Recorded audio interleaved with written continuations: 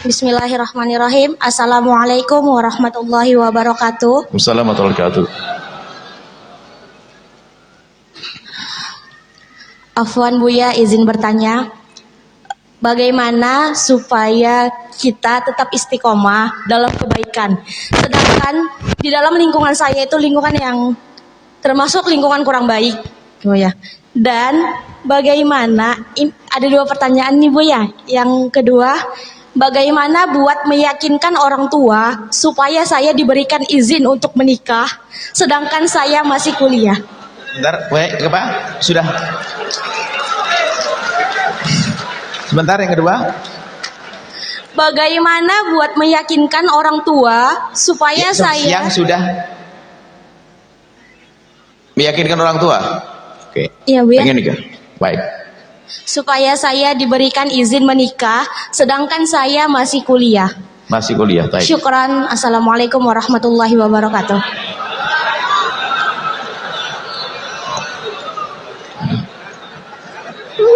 Saya jawab yang kedua dulu karena yang hangat itu yang kedua.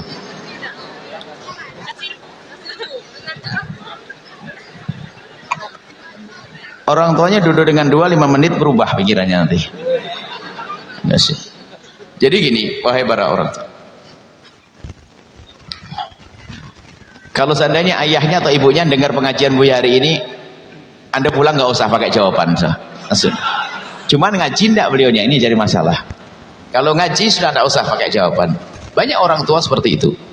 Dia anaknya masuk kuliah, pengen nikah, marah. Baru kuliah, pengen nikah.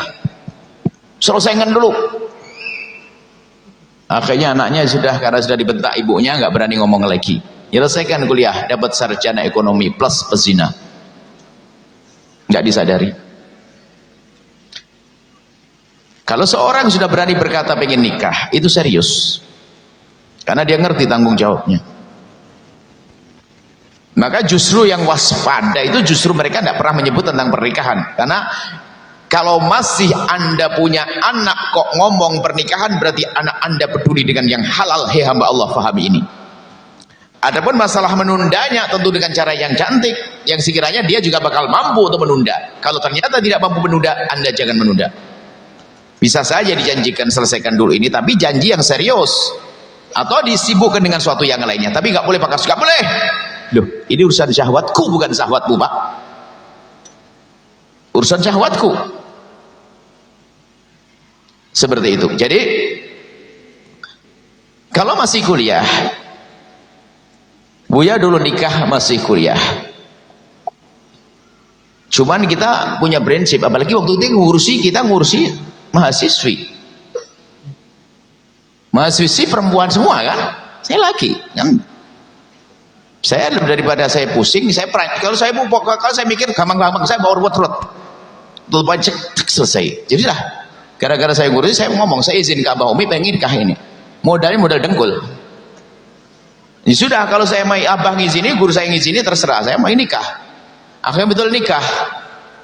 Ya sudah, kalau masih sama-sama kuliah, ya akhirnya kita pakai satu rumus hidup yang luar biasa indah. BSS, bayar sendiri-sendiri. Saya gitu dengan istri BSS. Banyak kan nanti, sudah kenal Umi? Belum kesini Umi? Belum? Sudah kesini waktu itu ketemu. Tanyakan BSS. 6 tahun tidak mau saya belikan baju, karena waktu itu dia nemeni kuliah sampai kita 6 tahun berikutnya.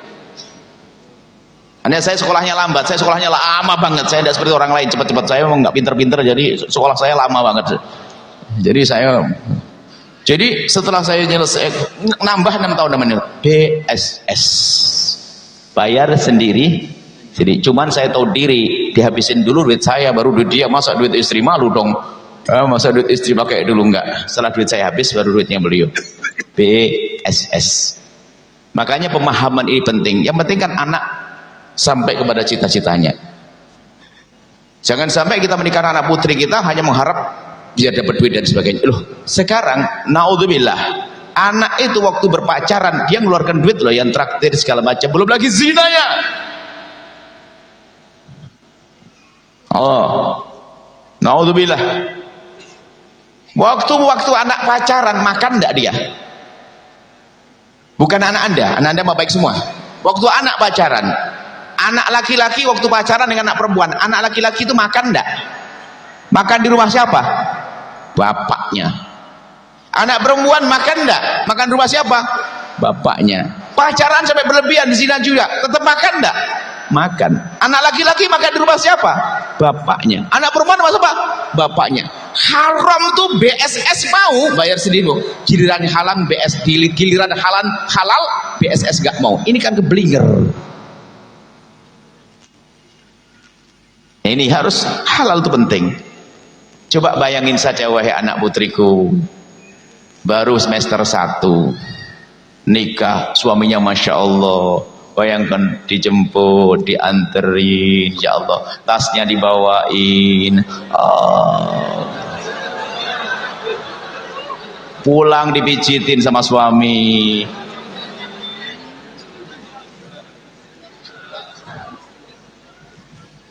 Ini senyum semua ini bakal denger omongan Buya ini.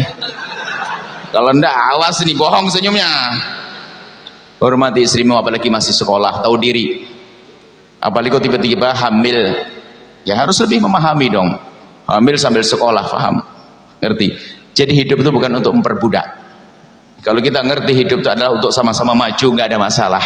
Nggak ada istilahnya seorang perempuan ingin ngeret ngambil hartanya suami atau sebaliknya, nggak ada. Hidup itu saling melengkapi. Kalau hidup prinsip Anda benar. Jadi insya Allah, cuman saya nasihati bukan ke Anda, kepada dirimu, hai anakku yang solehah. Buya titip salam ke abahnya. Kata Buya, suruh cepet nikah. Ngomong sudah nanti. Insya Allah nanti. Kalau ternyata masih marah, telepon, biarkan telepon 5 menit. Sudah pengen. Ada wanita, kalau seorang anak gadis atau laki-laki sudah mau bicara nikah, artinya itu memilih yang halal. Kalau dia nggak baik, ngapain ngomong sama bapak? Yang penting aku senang. Naudzubillah. Ya, seperti itu. Jadi membuat pendekatan. Jadi caranya, ini baru caranya. Ngomong sendiri kalau bisa. Kalau tidak bisa, biar orang lain yang ngomong. Atau kirim surat. Bukan dengan wajahmu, sebab namanya wajah anak dari dulu adalah anak, dianggap kecil saja, baru sudah gede, sudah mau nikah, mau jadi pengantin. Tapi kirim surat cinta yang baik, ibunda begini-begini, mohon maaf saya ini, mohon maaf ini. Adapun kuliah saya akan tetap berusaha, makanya saya akan cari suami yang mendukung, terus itu. Kirim surat lagi, dan Anda menjauh, sebab kalau kelihatan mukamu marah, jangan-jangan kan gitu ya, menjadi dikit, atau melalui orang lain, atau nanti nunggu atau saya ngomong bapaknya nanti. Memang ada tokoh, ada ustadz di sini bisa nasihati nanti insyaallah. Begitu ya insyaallah. Adapun pertama istiqomah. Istiqomah itu justru yang menjadi sebab utama orang bisa istiqomah adalah lingkungan malahan. Tadi berkata lingkungan saya tidak baik. Yang dimaksud istiqomah apa kan begitu? Jika istiqomah ibadah ya jangan banyak bergaul dengan lingkungan yang tidak baik. Sebab lingkungan sangat mempengaruhi. Jadi istiqomah itu yang membantu tuh lingkungan. Istiqomah tahajudan itu kalau satu keluarga banyak tahajudan. Tapi kalau suaminya ngorok terus mau tahajud, ketularan ngorok. Ya, insya Allah suamimu ahli tahajud nanti. Jadi lingkungan sangat penting. Membangun lingkungan yang baik, mulai dari kebiasaan diajak tahajud anak bareng-bareng dan sebagainya, biarpun setelah itu tidur lagi, lingkungan sebagainya. Kalau urusan kemaksiatan sama, diajak menjauhi kemaksiatan secara bersama-sama. Kalau tidak ada kata lain kecuali Anda hijrah ke rumah suamimu nanti. Hijrah, meninggalkan tempat. Nabi hijrah itu kenapa sih? Harus ditiru dong. Maka orang jangan mempertahankan di tempatnya hanya gara-gara ini warisan. Kalau lingkungan yang nggak baik, Anda mungkin bisa benar, tapi anakmu bisa rusak gara-gara lingkungan. Yang lebih dari itu untuk istiqomah adalah niatmu yang serius. Kalau kau dengan Allah kenceng, ya biarpun kita lingkungan yang tidak baik, kita akan tetap bisa. Tapi berat memang harus dibarengi. Di samping niatnya dikukuhkan, tapi cari kawan yang mudah. Anda kalau umroh, semoga bisa umroh. Kalau temannya pemales, adzan baru mau diajak berangkat, selalu Anda sholat jamaahnya di jalan. Ada seorang tuh lambat, males. Jangan berteman dengan orang itu. Teman ya sepakat. Jadi teman itu mempengaruhi di dalam kita melakukan kebaikan. Istiqomah dalam kebaikan juga karena teman. Dan ada teman hidup, ada teman mati. Tolong hati-hati ini. Rusaknya orang gara-gara teman. Teman ini. Ada teman dari benda mati adalah elektronik. Itu merusak juga. Itu kawan, teman tidur, teman baring, teman di kamar mandi, teman jalan mobil.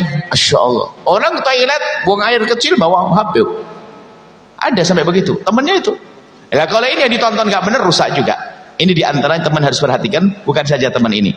Begitu sebaliknya, temanmu apa? Oke, kenal internet, kenal media sosial, terus komunikasi dengan yang baik, ikut majelisnya, terus sibukkan dengan teman yang baik. Jadi ikut kajian ustadzah di sana, ustadz ini, sibukmu dengan itu semuanya. Maka itu juga yang menjagamu dari terjerumus dalam ketidakbaikan ini saja. Allah alam bisawab.